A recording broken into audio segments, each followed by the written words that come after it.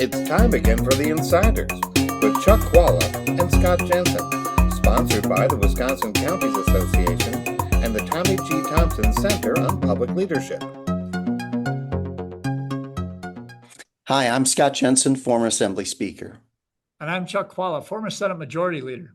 And we're the Insiders. And this week, we're going to talk about the governor's race here in Wisconsin. Big surprise, I think, for many people. In the end, David Crowley is the Democratic nominee. And of course, Tom Tiffany is the Republican nominee. Chuck, how did that happen over the course of the last 3 weeks? Please explain it to us. Well, as I always say, I don't belong to an organized party. I'm a Democrat. So it was pretty crazy. But I give enormous credit to David Crowley, to Governor Evers, and to the people behind David Crowley who decided that they really needed to do something here. I think that overall in the chattering class, at least, but certainly with a lot of people, the thought was that Crowley would be a much stronger candidate in the general election than Hong, although Hong has some values out there that I think are going to have to be addressed. But that's what people realized that. And it was interesting talking to individuals. They all realized that this was an enormously important election, and Democrats needed to win this election versus who people recognize as a really conservative and really bad MAGA guy, Tom Tiffany, who's totally in Trump's pocket. So there was absolute commitment on the part of Democrats to get this right. And although it only was 3 weeks, they managed to put together a few $1 million. They managed to get the message out. And I think people were receptive to the message. But what's amazing is that the polling showed that Hong was ahead by 22% just shortly before this happened. So I think a lot of people were shocked, and probably the general public may have been shocked, but the chattering class was even more shocked. I think there are two people who get credit for this, Francesca Hong and Tony Evers. The Hong campaign did a great job for the last 6-7 months. And then at the end, they just kind of they lost their discipline. They put her on national TV because, gosh, we can get free TV. And she was not ready for the questions she was getting on national TV. It's one thing to be a socialist, but then she moved into the woke camp and started talking about all sorts of her woke positions over the years. I think that's where she began to seriously hurt herself. That, and along with the bullhorn moment in front of the protests in Madison, I don't think that looked particularly gubernatorial to even Democrats. And then Tony Evers and his team. They suddenly raised 3 times as much money as Hong had spent the entire campaign, crowded all that into about 3 weeks worth of television advertising. They moved all the undecideds, and probably a lot of the people who were voting for lesser candidates all into David Crowley's camp. And they moved them not based upon any story they told about David Crowley, but by telling people this is the one that Tony Evers wants to have succeed him in the office as governor. And to Democratic primary voters, I think that was a very persuasive argument. I think that, you notice Scott is trying to not give credit to the candidate who's going to win in November, which is David Crowley. However, it was Crowley, and certainly Evers helped out a lot. And I think Evers being there saying, this is a guy you can trust helped enormously. As far as the Hong stuff, I think what happened with the electorate is they began to realize that there was enough distraction there in what she had that the Republicans could maybe do something with it. And here's the thing, how many times have we said this, Scott, that people vote emotionally?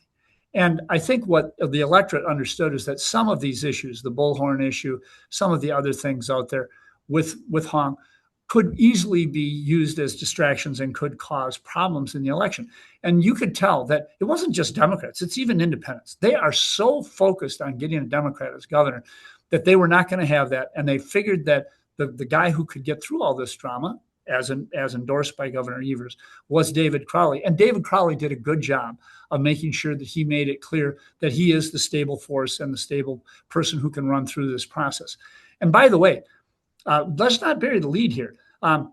There was huge turnout in the Democratic primary.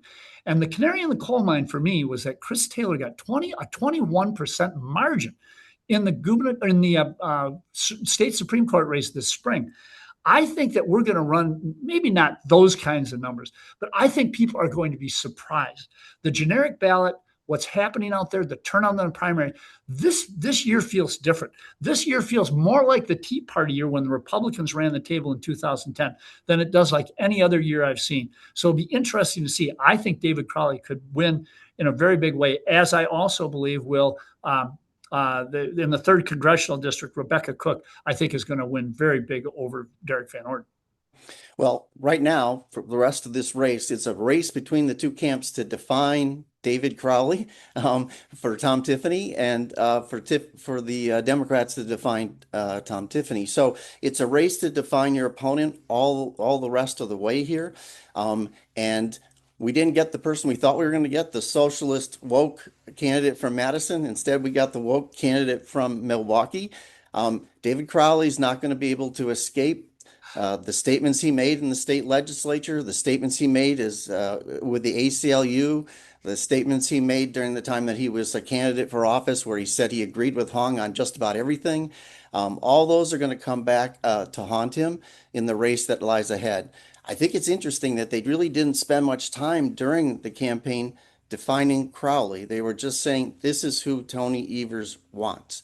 And that worked in the Democratic primary, but it's a different race now with a different electorate in the general election. So I think this race is going to be very close. All the polling that I have seen shows that this race is within 1 or 2 points, whether it was Tiffany versus Hong or Tiffany versus Crowley.